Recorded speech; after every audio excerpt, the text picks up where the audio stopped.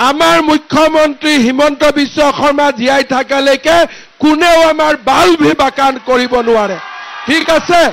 আপোনালোকে সকলোকে ক'ব যে হিমন্ত বিশ্ব শৰ্মা আছে আমাৰ কোনো চিন্তা নাই আমি আৰামত শুই থাকিম কিবা হলে হিমন্ত বিশ্ব শৰ্মা সামনত আহিব আমি কাৰো কাৰণে চিন্তা নকৰো মামা আছে মানে আমি আছো ডাইৰেক্ট কথা ঠিক কথা কৈছো না নাই মই আৰ আপোনালোকৰ কিবা হলে আগত ময়ে আহি যাম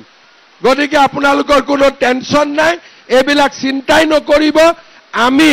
কাক উচ্ছেদ কৰিব লাগে এটো এটা বেলেগ ডিপাৰ্টমেন্ট হয় হেতু ডিপাৰ্টমেন্ট বেলেগ ব্যৱস্থা হেতু ডিপাৰ্টমেন্ট কিন্তু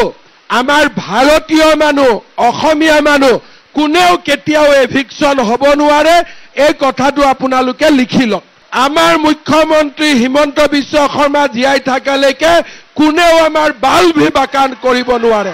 ঠিক আছে আপোনালোকে সকলোকে ক'ব যে হিমন্ত বিশ্ব শৰ্মা আছে আমাৰ কোনো চিন্তা নাই আমি আৰামত শুই থাকিম কিবা হলে হিমন্ত বিশ্ব শৰ্মা সামনত আহিব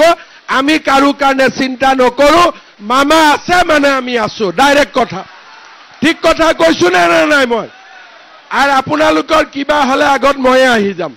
গতিকে আপোনালোকৰ কোনো টেনশন নাই এবিলাক চিন্তাই নকৰিব আমি কাক উচ্ছেদ কৰিব লাগে এটো এটা বেলেগ ডিপাৰ্টমেন্ট হয় হেতু ডিপাৰ্টমেন্ট বেলেগ ব্যৱস্থা হেতু ডিপাৰ্টমেন্ট কিন্তু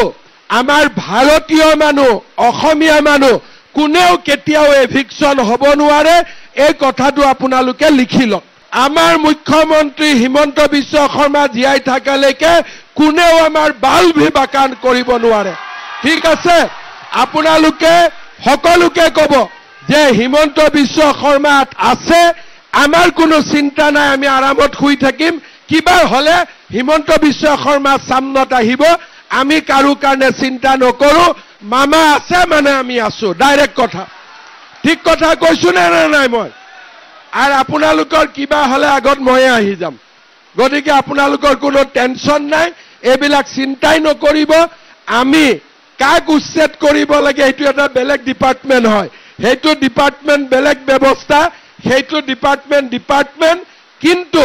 আমাৰ ভাৰতীয় মানুহ অসমীয়া মানুহ কোনেও কেতিয়াও এভিকশন হ'ব নোৱাৰে এই কথাটো আপোনালোকে লিখি লওক আমাৰ মুখ্যমন্ত্ৰী হিমন্ত বিশ্ব শৰ্মা জীয়াই থাকালৈকে কোনেও আমাৰ বাল বিভাকান কৰিব নোৱাৰে ঠিক আছে আপোনালোকে সকলোকে ক'ব যে হিমন্ত বিশ্ব শৰ্মা আছে আমাৰ কোনো চিন্তা নাই আমি আৰামত শুই থাকিম কিবা হলে হিমন্ত বিশ্ব শৰ্মা সামনত আহিব আমি কাৰো কাৰণে চিন্তা নকৰো মামা আছে মানে আমি আছো ডাইৰেক্ট কথা ঠিক কথা কৈছো না নাই মই আৰ আপোনালোকৰ কিবা হলে আগত ময়ে আহি যাম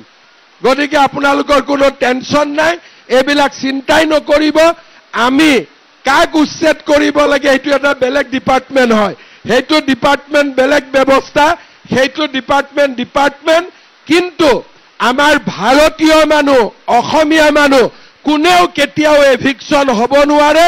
এই কথাটো আপোনালোকে লিখি লওক